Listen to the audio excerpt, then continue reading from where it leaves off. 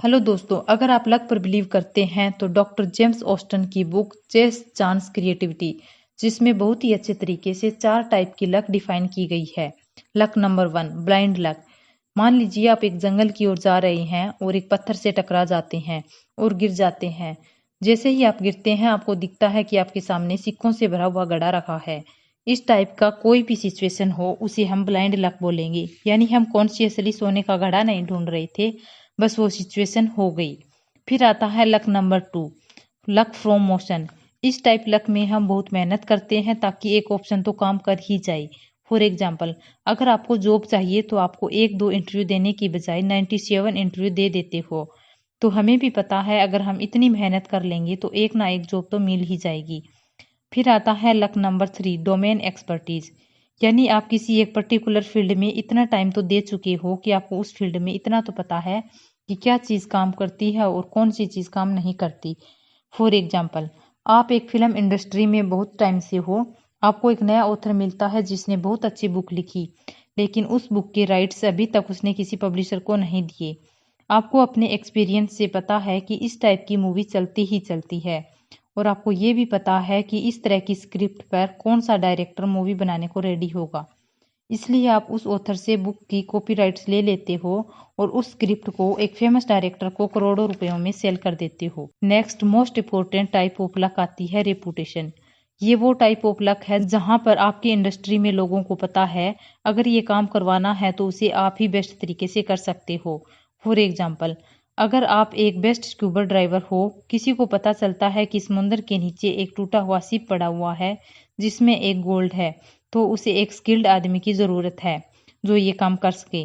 सबको इंडस्ट्री में पता है कि इस काम में आप बेस्ट हो और इसलिए उस इंसान को आपसे डील करनी ही पड़ेगी, जिसके लिए आप उससे एक अच्छा अमाउंट चार्ज कर लेते हो। फाइनेंशियल फ्रीडम उन लोगों के लिए पॉसिबल है जो टाइप 3 और टाइप 4 में बिलीव करते हैं, यानी जो समझते हैं वो अपने हार्ड वर्क स्किल सेट को यूज़ करके अपने फाइनेंशियल फ्रीडम अचीव कर सकते हैं। और जो लोग टाइप 1 और टाइप 2 में बिलीव करते हैं, आगे की वीडियो अनफॉर्चुनेटली उनके काम नहीं आएगी। तो दोस्तों, हम एक 5 स्टेप मेथड से फाइनेंशियल फ्रीडम अचीव कर सकते हैं, जिसमें स्टेप 1 कहता है understanding what financial freedom is and how we can achieve it.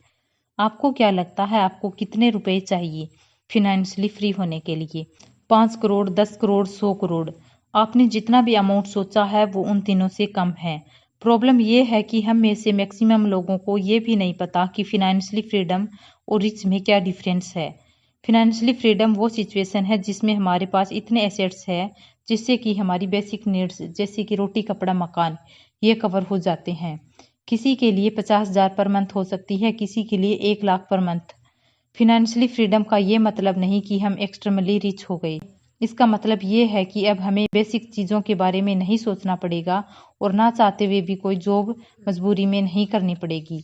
जब हम ये बात समझ जाते हैं कि फिनेंशियली फ्रीडम है क्या, तो मोस्ट इम्पोर्टेंट चैप्टर 2 आता है, programme your mind so that it now assets will give you financially freedom. ये स्टेप कहता है कि पता होने से कुछ नहीं होता, हम फिनेंशियली फ्रीडम कैसे पाते हैं और रेक रेस से कैसे बाहर निकलते हैं, ये अपने माइंड में कम्प्लीटली एनग्रेंड करना पड़ता है ताकि हमारी सेकंड नेचर बन जाए।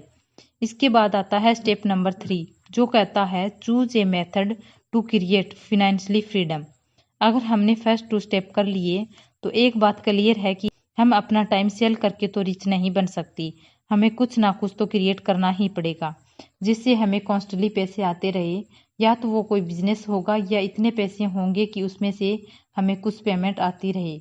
चलिए देखते हैं कि इन्वेस्टर और बिजनेस ओनर हमें फाइनेंशियली फ्रीडम पाने के लिए क्या सलाह देते हैं। अगर हम प्रोफेशनल इन्वेस्टर से बात करें तो वो हमें जनरली मेथड बताते हैं जिसमें डिविडेंड इनकम आती है। इसमें हम ऐसी स्टेबल कंपनी ढूंढते हैं जहां हमारे शेयर की वैल्यू हर साल बढ़ती ही रहती है, पर साथ वो कंपनी हमें डिविडेंड भी देती है। बिजनेस ओनर फाइनेंशियली फ्रीडम पाने के लिए क्या बोलते हैं? जो बिजनेसमैन हैं उनकी स्ट्रेटजी फाइनेंशियली फ्रीडम की होती है कि हमारे पास बिजनेस में इक्विटी होनी चाहिए, यानी हम कुछ बिजनेस का हिस्सा अर्न करते होने चाहिए, और जब ये कंपनी बिकेगी या कंपनी के शेयर्स मार्केट में लाए जाएंगे तो इतनी वेल्थ क्रिएट हो जाएगी जो जॉब से क्रिएट नहीं हो सकती और फाइनेंशियली फ्रीडम मिल जाए। और अगर हम चाहें तो दोनों बिजनेस और इन्वेस्टमेंट की स्ट्रेटेजी को यूज करके फाइनेंशियल फ्रीडम अचीव कर सकते हैं। यहाँ ऐसे बहुत से ऐसे उदाहरण हैं जिन्होंने एग्रीकल्चर या रियल स्टेट में रेंट एंड इनकम से फाइनेंशियल फ्रीडम अचीव कर ली। अब हमें इस स्टेप को अचीव करने के लिए कम से कम 3 से 5 साल तो लग ही जाएंगे। इसलिए स्टेप 4, सिक्योर योर सेल्फ। अगर आपके मन में ख्याल आ रहा है कि यहाँ हमारा बिजनेस फेल हो गया तो क्या होगा, अगर इन्वेस्टमेंट में जितना रिटर्न देना था उसने उतना नहीं दिया तो क्या करेंगे, अगर हमारी या हमारी फैमिली में किसी की हेल्थ खराब हो गई तो क्या करेंगे, या कोई मिस हैपनिंग हो गई तो क्या करेंगे। तो आपने ठीक सोचा। और इसलिए सिक्योर यूर सेल्फ यह कहता है कि हमें खुद को 3 चीज़ों में सिक्योर करना है, जिसमें फर्स्ट सिचुएशन यह कहती है कि कोई भी मिस हैपनिंग होती है तो हमारे पास कम से कम 12 महीने के लिए सर्वाइव करने का फंड होना चाहिए, जिसे हम इमरजेंसी फंड भी कहते हैं। यानी अगर हमारा और हमारे परिवार का खर्चा 1 महीने में 1 लाख रुपए है तो हर वक्त हमारे पास कम से कम 12 लाख रुपए बैंक में होने चाहिए, जिसे हम इमीडिएटली विदड्रॉ कर सकें। नेक्स्ट चीज़ जो हमारे पास होनी चाहिए वो है हेल्थ इंश्योरेंस। कम से कम 6 से 10 लाख रुपए health insurance on an average एक मिडिल क्लास पर्सन के पास होने चाहिए। बस एक बात का ध्यान रखना है कि जब भी हम कोई हेल्थ इंश्योरेंस का फॉर्म भरें तो उसमें सारे के सारे फैक्ट ठीक लिखे हों। अगर डायबिटीज़ है तो उसमें मेंशन कीजिए ताकि जब हम हेल्थ इंश्योरेंस क्लेम करें तो कोई दिक्कत ना आ जाए। और फाइनली आता है लाइफ इंश्योरेंस। इसमें हम टर्म इंश्योरेंस ले सकते हैं, यानी एक पर्टिकुलर टाइम के लिए हमें कुछ हो जाता है तो हमारी फैमिली सिक्योर रहे। For example 500 rupees per month में हम 1 करोड़ का टर्म इंश्योरेंस ले सकते हैं। अगर हमें कुछ नहीं होता, जो कि फॉर्चुनेटली नहीं होना चाहिए, तो हमें कुछ नहीं मिलेगा। कई लोग थिएटर्स में 500 रुपीज़ का पॉपकॉर्न खा लेते हैं लेकिन टर्म इंश्योरेंस नहीं लेंगे, और ये गलत नज़रिया है। फाइनेंशियल फ्रीडम अचीव करने का ये 5th स्टेप कहता है कीप लर्निंग। रॉबर्ट कियोसाकी अपनी book rich dad poor dad में कहते हैं कि हमेशा कुछ नया सीखते रहना चाहिए, तभी तुम्हारी अर्निंग कैपेसिटी बढ़ेगी। रॉबर्ट कहते हैं कि 1973 में उन्होंने $385 का एक कोर्स लिया था, जिसमें एक रियल एस्टेट एक्सपर्ट ने उन्हें बताया था कि कैसे बिना पैसे के अब डील रियल एस्टेट में कर सकते हैं। रॉबर्ट बोलते हैं कि उस कोर्स की वजह से उन्होंने कम से कम 14 करोड़ रुपए की डील की थी, जिसमें उन्होंने 30 लाख रुपए कमा लिए, और ये एक विन विन सिचुएशन थी। तो दोस्तों, इस वीडियो में फाइनेंशियल फ्रीडम के 5 स्टेप देखे, जिसमें फर्स्ट स्टेप कहता है कि पहले ये समझो कि फाइनेंशियल फ्रीडम क्या है। अगर हमने कोई भी ऐसे एसेट्स बना लिए जो लाइफ लॉन्ग हमारी ज़रूरत का सामान या बेसिक नीड्स जितने पैसे जनरेट करके दे सकते हैं तो हम फिनेंशियली फ्री हो गए।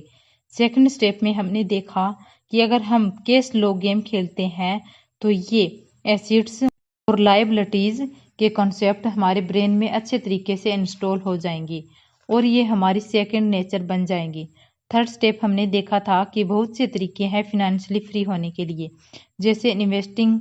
हम ऐसी कंपनीज चूज कर सकते हैं जो हमें डिविडेंड देती है, या हम किसी तरह का एक बेसिक अमाउंट इकट्ठा कर लेते हैं तो हम कुछ पोर्शन निफ्टी और कुछ बैंक से डिपॉजिट करके फिनेंशियली फ्री रह सकते हैं। फोर्थ स्टेप में हमने देखा था कि फिनेंशियली फ्री होने के लिए मिनिमम 3 से 5 साल तो लग ही जाएंगे। खुद को सिक्योर करने के लिए 12 महीने का इमरजेंसी फंड रखना चाहिए।